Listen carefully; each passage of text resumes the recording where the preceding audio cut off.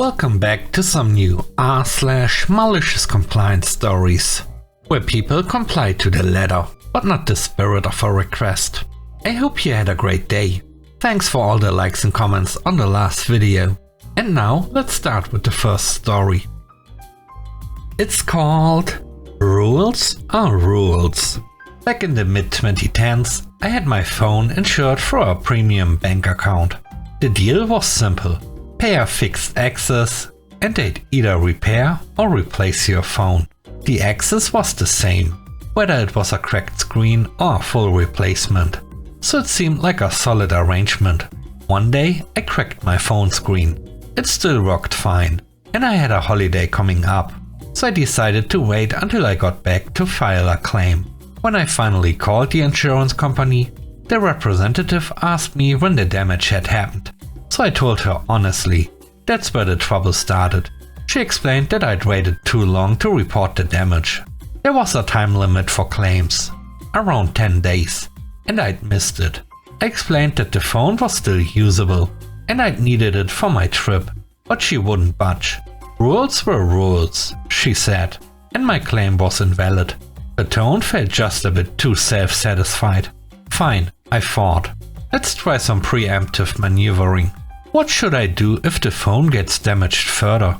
You need to call us back and file a new claim, but make sure it's within the time frame. Got it. And I can't include the existing screen damage, right? Correct. The new claim would have to be for unrelated damage. She seemed completely unaware of where this was heading, so I pressed on. So how likely is it that a cracked screen could lead to water damage? If water got in and fried the motherboard, you'd most likely have to replace the whole phone, right? There was a long pause. Then she said she needed to speak to her supervisor.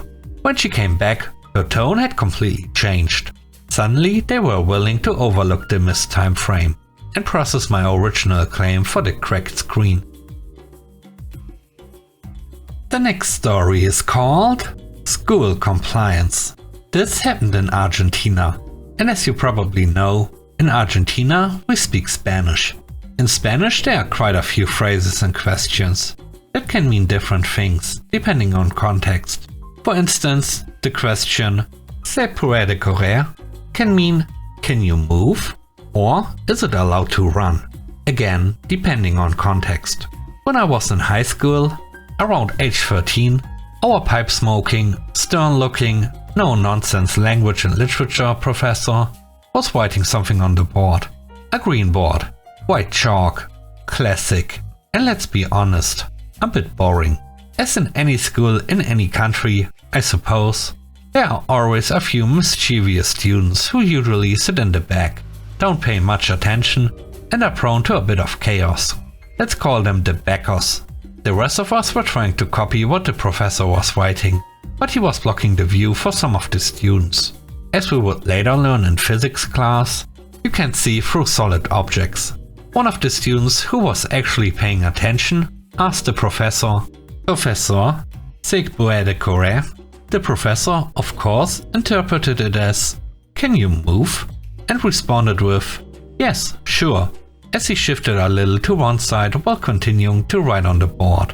But for the backers, this was their golden opportunity to make things interesting. Without missing a beat, 5 or 6 of them stood up and started running around the classroom. The third story is called Delivery Stuck. We decided to get a Ring doorbell, and my wife found it at a fantastic price from a national chain. They even had an offer that made it even cheaper. £58 down from $119. Bargain. This chain doesn't have a store in our town, but they do offer a click and collect service at the local supermarket. Perfect. So we placed the order and waited. But after a few days, the status was still out for delivery. I contacted their customer service via live chat, and they told me it was stuck in the warehouse. They promised to sort it out. A few more days passed and it was still out for delivery. Another live chat session and I was told it will be there in a few days. Now we were nearing the collection deadline, so I reached out again.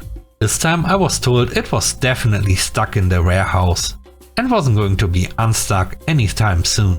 The only option, they said, was to cancel the order and repurchase it. The problem was that by now the price had jumped back to $119, far from the $58 we initially paid. I was polite but firm and explained why this wasn't an option. The item was still listed as available on their website, and I could walk into our store and buy one on the spot. They were even offering them as free gifts with TV sets. That's when it clicked. They'd sold it too cheaply and decided they didn't want to honor the original price. So I raised a bit of a fuss. They offered me a £5 voucher, but I wasn't satisfied and asked to speak to our manager. I was told I'd get a call back in 3 working days. Surprisingly, a manager called me back 5 minutes later.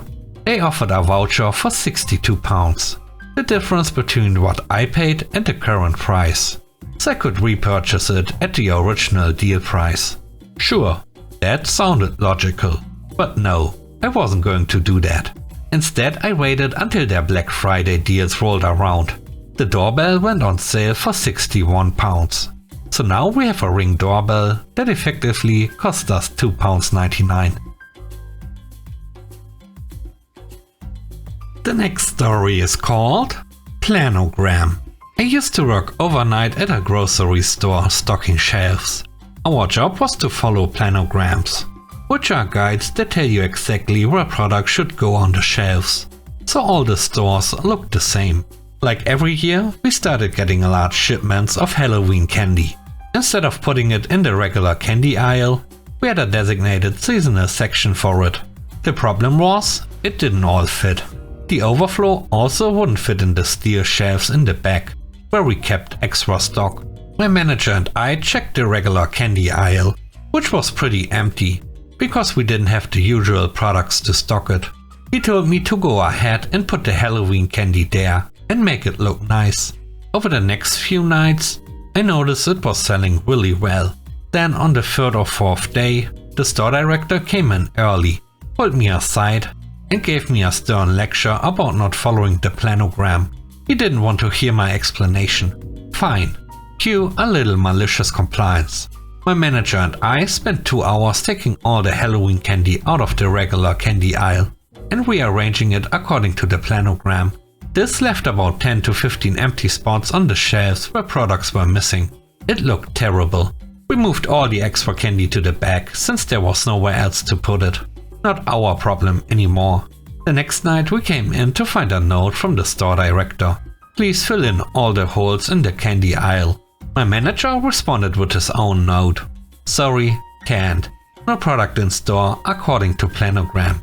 When we came back the following night, the day shift had put all the Halloween candy back in the candy aisle, exactly where I'd originally placed it.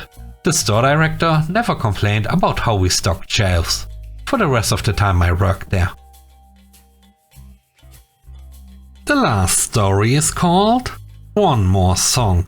This story came to mind while I was listening to some rock music on my drive. I love bands like Guns N' Roses, AC/DC, and System of a Down. All the classics. So I'm driving home from my in-laws' place and my playlist is going. 2 songs in, my wife pipes up. How can you like this music? It's so loud and chaotic. I'm turning it off. Wait, no, please. This is my music. Let me enjoy it. No, I'm turning it off. No, wait. Cue puppy dog eyes. Fine, okay, but just one more song. One. Okay, pinky promise. Cue malicious compliance.